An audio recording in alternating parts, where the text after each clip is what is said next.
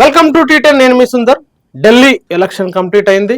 అనేక exit polls కూడా వచ్చిన నేపథ్యంలో అసలు ఎవరు గెలవబోతున్నారు, మళ్ళీ ఆప్ వస్తుందా, బీజేపీకి ఏమైనా ఎడ్జ్ ఉందా, కాంగ్రెస్ ఏమైనా మాయ చేస్తుందా, ఇలాంటి విషయాన్ని మాట్లాడడానికి మన స్టూడియోలో ఉన్నారు ప్రముఖ విశ్లేషకులు పిట్టల రవి గారు. ఆయనతో పాటు నమస్తే రవి గారు. నమస్తే అండి. ఏంటండి ఢిల్లీలో ఇక ఈసారి బీజేపీ వచ్చినట్టే అని చెప్పేసి అన్ని ఎగ్జిట్ పోల్స్ స్పష్టమైన లెక్కలు చెప్తా ఉన్నాయి. ఎట్లా చూడాలి పరిస్థితి? ఎగ్జిట్ పోల్స్ చాలా సార్లు తప్పుడు లెక్కలే ఇచ్చినాయి. అవి చాలా సార్లు పార్లమెంట్ ఎలక్షన్స్ లో బీజేపీకి 400 వస్తాయి, 400 పైన వస్తాయి అని కూడా చెప్పినాయి. చాలా రాష్ట్రాల్లో కూడా ఎగ్జిట్ పోల్స్ సరి అయిన పల్స్ని, పబ్లిక్ యొక్క పల్స్ని రిఫ్లెక్ట్ చేయలేదు. అయితే ఇక్కడ ఇప్పుడు వస్తున్న ఎగ్జిట్ పోల్స్ చూస్తే ఓవరాల్గా మొత్తం ఎగ్జిట్ పోల్స్ మొత్తం బీజేపీకి ఎడ్జ్ ఉంటుందని చెప్తున్నాయి. కానీ ఎగ్జిట్ పోల్స్ లో వచ్చిన సంఖ్యలు చూస్తే పైన ప్రచారం మీడియాలో బాగా వస్తుంది, బట్ వాళ్ళు ఇస్తున్న సంఖ్యలు చూస్తే వైరుధ్యమైన సంఖ్యలు ఉంటున్నాయి. యాప్ కూడా 37 కంటే ఎక్కువ చూపిస్తున్నాయి. మళ్ళీ బీజేపీ 40. ఆపు చాలా మొత్తం సంస్థలు ఆపు 30 నుండి 37, 38 వస్తాయని చెప్తారు. అదే బీజేపీ కూడా 30 నుండి 40 దాకా వస్తాయని చెప్తున్నారు. ఎట్లా చెప్తుంది ఒక సంస్థ రెండు ఆర్గ్యుమెంట్స్? ఇట్లా ఎగ్జిట్ పోల్స్ ఇస్తున్న సంస్థల్లో కూడా ఒక రకమైన గందరగోళం ఉందనేది క్లియర్. ఆ గందరగోళాన్ని పెట్టి ప్రజలందరూ ఒక గందరగోళానికి గురి చేయాలి అనే ఒక ప్రయత్నం మీడియా ఎగ్జిట్ పోల్ చేస్తున్నాయి. అయితే అసలు ఎగ్జిట్ పోల్స్ ప్రజల అభిప్రాయం దగ్గరలో చెప్పలేవు అంటే ఉంటాయి, దాన్ని మనం కాదనలేము. కానీ ఢిల్లీ ఎలక్షన్ సంబంధించిన దాంట్లో ఇప్పుడు జరిగిన నేపథ్యం, ఆ తర్వాత ఆప్ మీద వస్తున్న ఆరోపణలు, అక్కడ జరుగుతున్న బీజేపీ పెట్టిన ఎఫర్ట్, వీటన్నిటి రీత్యా కొంత బీజేపీకి ఎడ్జ్ ఉంటుంది అనేది మీడియాలో పెద్ద చర్చ జరుగుతుంది. బట్ ఆ పరిస్థితి గ్రౌండ్ లో మనకు కనిపించట్లేదు. ఎలక్షన్ కి ఒక రోజు ముందే కేంద్ర ప్రభుత్వం బడ్జెట్ ప్రకటించి ఢిల్లీకి మంచి బడ్జెట్ కూడా కేటాయించింది. ఆ ప్రభావం ఉండదా? వాస్తవంగా ఢిల్లీ ఓటర్లో ఎక్కువ సంఖ్యలో మధ్యతరగతి వర్గమే ఉన్నమాట వాస్తవం. అయితే మధ్యతరగతి వర్గానికి సంబంధించి అదే రకంగా బస్తీలలో ఉన్న పేదలకు సంబంధించిన రెండు వర్గాలను సమన్వయం చేయడంలో ఆప్ సక్సెస్ అయింది. గతంలో అనేక ఎలక్షన్స్ చూసినాం. 13 ఎలక్షన్స్లో ఆప్కి సపోర్ట్ చేశారు వాళ్ళు. తర్వాత ఆమ్ ఆద్మీ అంటే పేదలు, బస్తీల్లో ఉండే పేదలు ఎంత సపోర్ట్ చేశారో ఆప్కి, అదే రకంగా మధ్యతరగతి వర్గం కూడా చేసింది. ఎందుకంటే మెట్రోపాలిటన్ సిటీ, దేశవ్యాప్తంగా మైగ్రేషన్ అక్కడికి వస్తుంది. ఆ రకంగా ఎక్కువ రాజధాని కాబట్టి ఆ ఓటింగ్ ప్రభావం ఉంది.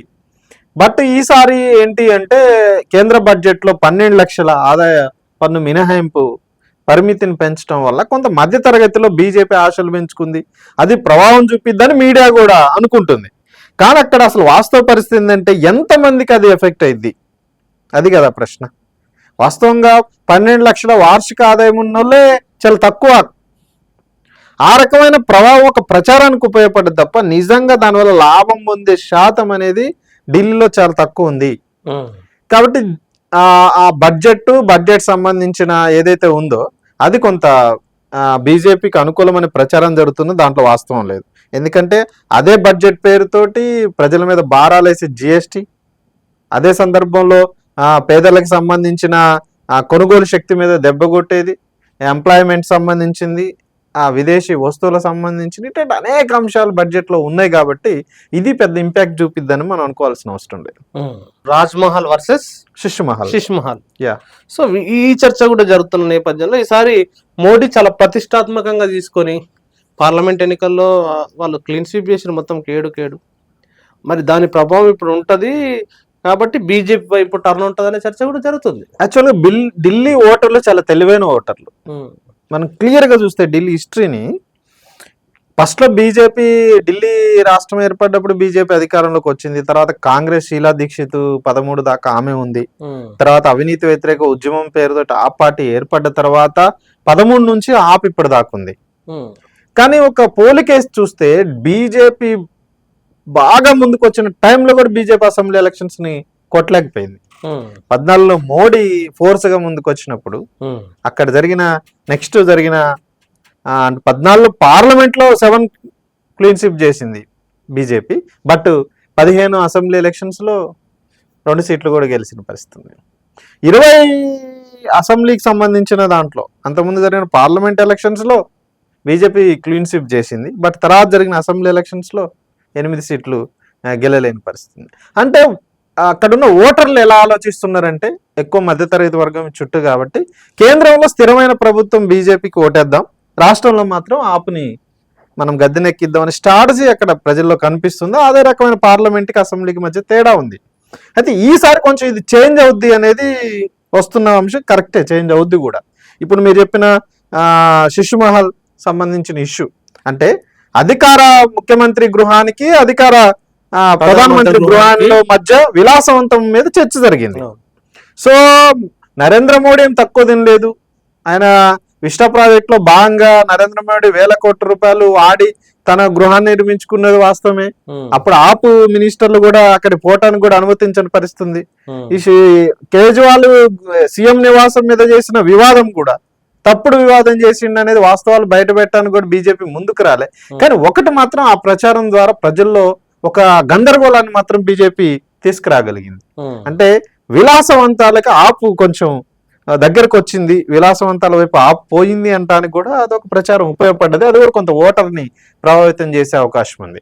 దానివల్లనే అదే సందర్భంలో అవినీతి సంబంధించిన కేసులో కేజ్రీవాల్ అరెస్ట్ కావడం, జైలు పోవటం, తనకున్న డిప్యూటీ సీఎం అరెస్ట్ కావడం, జైలు పోవడం, ఎంత మనం ఈడీ కుట్రపూరితంగా పెట్టిందన్నా అంటే దానివల్ల కేజ్రీవాల్ కి కొంత సానుభూతి వచ్చిన పరిస్థితి ఉందా, లేకపోతే ప్రజలకు కేజ్రీవాల్ మీద వ్యతిరేకత వచ్చింది? లేదు, అది సానుభూతి వ్యక్తం కాలేదు. యాక్చువల్ గా ఢిల్లీ లిక్కర్ స్కామ్స్ కేసులో ఆయన జైలు పోయిన తర్వాత బెయిల్ మీద వచ్చిన తర్వాత పార్లమెంట్ ఎలక్షన్ జరిగింది, మనం చూసినాం. పార్లమెంట్ ఎలక్షన్స్ లో తను ప్రచారం కూడా చేశాడు, అది రిఫ్లెక్షన్ కాలే. కాకపోతే ఏంటంటే కుట్రపూరితంగా జరిగింది అనేది మనకి స్పష్టంగా కనిపిస్తుంది. కానీ ప్రజల్లో ఒక అపవాదను మాత్రం ఒక మరకబడ్డది ఆపు మీద. వాస్తవంగా అవినీతి వ్యతిరేకమైన పార్టీ మీదనే ఒక అవినీతి ఆరోపణ రావడం, అది స్వయంగా ముఖ్యమంత్రి మీద ఆయన మీదనే రావడం, అది దాని నుంచి ఆ నైతికతను నిరూపించుకోవడం కోసం ముఖ్యమంత్రిని మార్చుకునే పరిస్థితి దాకా పోయిందంటేనే కొంత ఇంపాక్ట్ ఉందనేది కదా అర్థం. ఇవన్నీ పరిణామాల రీత్యా ఒకటి, ఇప్పుడు బీజేపీ మొత్తం అందరి మినిస్టర్లని ఉచిత హామీలు ఇచ్చి టార్గెట్ చేసి 70 నియోజకవర్గాల్లో మినిస్టర్లను ఉపయోగించి అమిత్ షా, ప్రధాని మోడీ, తర్వాత బీజేపీ అధ్యక్షుడు అక్కడ కేంద్రీకరణ చేసి పనిచేయడం, బీజేపీ ఆప్ సంబంధించిన 13 నుంచి ఆపే అధికారంలో ఉండడం, తర్వాత ఇప్పుడు వన్ సైడెడ్ గా బీజేపీకి ఎప్పుడు పార్లమెంట్ లో అక్కడ ఒక మద్దతు రావడం, ఇవన్నీ రీత్యా కొంత టఫ్ ఫైట్ ఇవ్వడానికి మాత్రం ఈ ఎలక్షన్ లో బీజేపీ గెయిన్ అన్నమాట వాస్తవం. అంటే ఇంకో వైపు వీటిలో చూస్తే కాంగ్రెస్ గతంలో 0, అవును, కానీ ఈసారి కాంగ్రెస్ ఖాతా తెలిసి ఒక 4-5 సీట్లు గెలిచే అవకాశం ఉంది, 2 నుంచి ఒక 4 సీట్ల మధ్య గెలిచే అవకాశం ఉంది. అవి ఆ సీట్లతోటి ప్రభుత్వ ఏర్పాటు కూడా ఒక కీలకమైన అదే అవకాశం ఉన్నట్టు మనకు ఎగ్జిట్ పోల్స్ లో కనిపిస్తుంది. అది కరెక్టే. ఎందుకంటే ఈ ఇండియా కూటమిలో ఉన్న పార్టీలుగా ఆప్ గాని కాంగ్రెస్ గాని పార్లమెంట్ ఎలక్షన్స్ లో కలిసి పనిచేసినాయి. బట్ అసెంబ్లీకి వస్తేలక అక్కడ వేరువేరుగా పోటీ చేస్తుంది. అయితే కాంగ్రెస్ ఆపునే ఎక్కువ టార్గెట్ చేస్తుంది బీజేపీ కంటే. సో దీనివల్ల ఏం జరుగుతుందంటే ఆపు ఓటింగ్ చీలితే ఎవరికి లాభం జరిగింది? అది బీజేపీకి ఎక్కువ లాభం జరిగింది కాంగ్రెస్ కంటే. మొత్తం ఎగ్జిట్ పోల్స్ చూసినా గానీ ఇప్పుడు అర్థమయ్యేది ఏంటంటే, మనకున్న అంచనా గానీ ఎగ్జిట్ పోల్స్ లో కాంగ్రెస్ ఖాతా తెరవదు అనేది చాలా ఎగ్జిట్ పోల్స్ ఉంది. తెలిసినా 2-3 సీట్లకే పరిమితం అయింది అనేది కూడా ఉంది. ఎందుకంటే లాస్ట్ ఎలక్షన్స్ లో వాళ్ళు 0, అంతకుముందు ఎలక్షన్స్ లో 0, అంతకుముందు ఎలక్షన్ లో అధికారం 13 దాకా ఉన్నప్పుడు ఉన్నారు. కానీ వరుస 3 ఎలక్షన్స్ లో వాళ్ళ పరిస్థితి దారుణం కదా. కాబట్టి ఇప్పుడు వాళ్ళకు కొన్ని సానుకూలమైన అభిప్రాయాలు ఉన్నాయి, అంశాలు ఉన్నాయి. ఏంటి అంటే, ఒకటి ఆప్ మీద వచ్చిన అవినీతి అంశాలు, లేదు భాజపాకి వ్యతిరేకంగా ఉన్న పవనాలు, వీటన్నిటి రీత్యా ఓటింగ్ ని ఎక్కువ చీల్చే అవకాశం కాంగ్రెస్ కు ఉంది. సో కాంగ్రెస్ ఎక్కువ ఓట్లు చీల్తే ఎవరికి లాభం జరిగింది అనేది డిసైడ్ ఫ్యాక్టర్ గా చూసినప్పుడు అది కాంగ్రెస్ ఓట్లు చీల్చగలిగితేనేమో ఎక్కువ స్థానాల్లో ఎక్కువ ఓట్లు చీలిస్తే అది బీజేపీకి లాభం జరిగింది, సీట్లు గెలిస్తే మాత్రం అది ఆప్కే లాభం జరిగింది. ఎట్లా యాంటీ ఇన్కంబెన్సీ లో భాగంగా ప్రభుత్వ వ్యతిరేక ఓట్లు చీల్చడం ద్వారా బీజేపీ నష్టం అట్లా ఉండదు? చీలిపోద్ది అనుకుంటారు, ప్రభుత్వ వ్యతిరేక ఓటు చీలిపోద్ది బీజేపీ కాంగ్రెస్ మధ్య, అది ఆప్కి లాభం జరిగిద్ది అనేది ఒక అంచనా. అది కాదు. ఎందుకంటే సహజంగా బీజేపీ వ్యతిరేకమైన ఓటరు లేదు ఆపుకి వ్యతిరేకమైన ఓటరు ఎవరికి వేయాలనే ప్రశ్న వచ్చినప్పుడు అక్కడ బీజేపీకి పార్లమెంట్ కి ఇచ్చినప్పుడు కాంగ్రెస్ కి ఓటింగ్ పోయింది అనుకో, ఆటోమేటిక్ గా అది ఆపు ఓటే కాంగ్రెస్ కు పోద్ది. సో ఆపు ఓటు ఖచ్చితంగా కాంగ్రెస్ కు పోయినా చీలిపోద్ది, అది బీజేపీ పైన బీజేపీకి లాభం జరిగింది. అంతిమంగా ఎన్ని ఓట్లను ఎక్కువ పర్సంటేజ్ లో కాంగ్రెస్ చీల్చగలిగితే అది బీజేపీకి లాభం జరిగింది. అయితే సీట్ల గింట కాంగ్రెస్ గెలిచింది అనుకో, అది ఖచ్చితంగా మళ్ళీ ఆప్కే లాభం జరిగింది. ఎందుకంటే ఇప్పుడు ఎలక్షన్స్ అయిపోయినాయి, ఆపు ఎడ్జ్ లో వచ్చే అవకాశం ఉంది. ఏ పార్టీ గెలిచినా అక్కడ ఇప్పుడు ఎన్ని ఎగ్జిట్ పోల్ చెప్తున్నా గానీ అంగే ఒక రకంగా ఒక పార్టీ మెజారిటీ వస్తుంది లేదు. పోయినసారి అంత ముందు ఆపు 68 సీట్లు, అంత ముందు ఎలక్షన్, ఇప్పుడు 62 సీట్లు మొన్న ఎలక్షన్, క్లీన్ సీట్ లో ఉంది కదా. ఇప్పుడు ఆ పరిస్థితి ఆపుకు లేదు. అది చేసిన వైఫల్యాలు, ఆ పార్టీ మీద వచ్చిన ఆరోపణలు ఇవే కదా. ఇప్పుడు బీజేపీ అంత పెద్ద చక్కగా ఏం లేదు అక్కడ. కాబట్టి బీజేపీకి సంబంధించిన దాంట్లో ఏంటంటే ప్రభుత్వ వ్యతిరేకత కూడా ఉంది అక్కడ. కాబట్టి అంతిమంగా కాంగ్రెసే అక్కడ డిసైడ్ ఫ్యాక్టర్ కాబోతుంది. అయితే కాంగ్రెస్ కి కొన్ని ఓటింగ్ వర్గాలు ఉన్నాయి, మైనారిటీస్. ఇక్కడ మైనారిటీస్ అనేది అక్కడ 12 నుంచి ఒక 13%, అంటే ఒక 10 నుంచి ఒక 5-6 నియోజకవర్గాల్లో కీలకంగా ఉన్న ఒక 10-10 నియోజకవర్గాల్లో వాళ్ళు డిసైడ్ ఫ్యాక్టర్ గా ఉన్నారు. సో వాళ్ళు అంతకుముందు ఆప్కి వేసేవాళ్ళు. ఇప్పుడు ఆప్కి వాళ్ళు ఓటేయకుండా కాంగ్రెస్ కి వేస్తే అప్పుడు ఆపు నష్టపోయే అవకాశం ఉంది. అదే సందర్భంలో ఇప్పుడు ఎంఐఎం కూడా ముందుకొచ్చి అక్కడ పోటీ చేస్తుంది. సో ఎంఐఎం ముస్లిం ఓట్లను చీల్స్తే కూడా అది ఆప్కి నష్టమయ్యే అవకాశం ఉంది, అది బీజేపీకి లాభం జరిగే అవకాశం ఉంది. కాబట్టి మైనారిటీ ఓట్లని పోలరైజ్డ్ అయ్యే దాన్ని బట్టి అక్కడ ఓటు ఉంటుంది. కానీ మొత్తంగా చూస్తే ఏంటి అక్కడ అంటే స్పష్టంగా మీడియాలో వస్తున్నట్టు మొత్తం వన్ సైడెడ్ గా బీజేపీకి ఏం లేదు. అక్కడ ఆప్ కూడా చాలా స్ట్రాంగ్ గా ఉంది, ఆప్ కూడా చాలా బాగా పోరాడింది. ఒక రకంగా చెప్పాలంటే ఆప్ సంక్షేమ పథకాలు అమలు చేసింది, ఆ గ్రిప్ ఇంకా ప్రజల్లో ఉంది. ఇప్పుడు బీజేపీ మీద అంత పెద్ద నమ్మకం ఎవరికీ లేదు. కానీ అక్కడ గెలిస్తే ఎవరు గెలిచినా కానీ 2-3 మెజారిటీ లేదు, కొంత ఎడ్జ్ లో వచ్చే అవకాశం ఉంది, అంగ వచ్చే అవకాశం ఉంది. అదే ఒక 2-3 సీట్లు కాంగ్రెస్ గెలిస్తే అదే కీ రోల్ పోషించే అవకాశం ఉంది. అది ఖచ్చితంగా ఆప్కి సహకరిస్తే ఆప్ గవర్నమెంట్ ఇంకోసారి అక్కడ వచ్చే అవకాశం మనకి స్పష్టంగా కనిపిస్తుంది.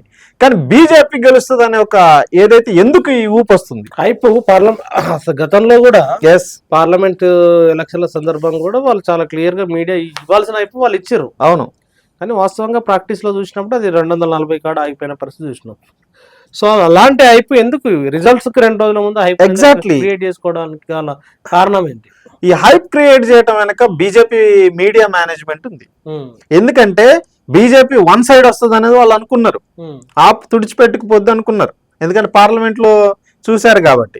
కానీ అక్కడ ఆప్ చాలా శక్తివంతంగా ఎదుర్కొంది, మహిళా ముఖ్యమంత్రిని పెట్టింది, ఎన్నికల కమిషన్ ని ఎదుర్కొంది, తర్వాత పూర్వాంచల్ ఇష్యూని ఎదుర్కొంది, తర్వాత జమునా నది అది కూడా బీజేపీ పెద్ద మైనస్. హర్యానాలో నుంచి ఢిల్లీకి వాటర్ వచ్చే యమునా నదికి సంబంధించిన దాంట్లో కాలుష్యాన్ని బీజేపీ గలుపుతుందని ఆప్ ఏదైతే రేజ్ చేసిన విషయం మీద బీజేపీ డైలమాలో పడిపోయిన పరిస్థితి. ఆప్ చాలా వేగంగా రికవర్ అయింది, బాగా స్ట్రగుల్ చేసింది, నిలబెట్టుకోవడానికి ప్రయత్నించింది.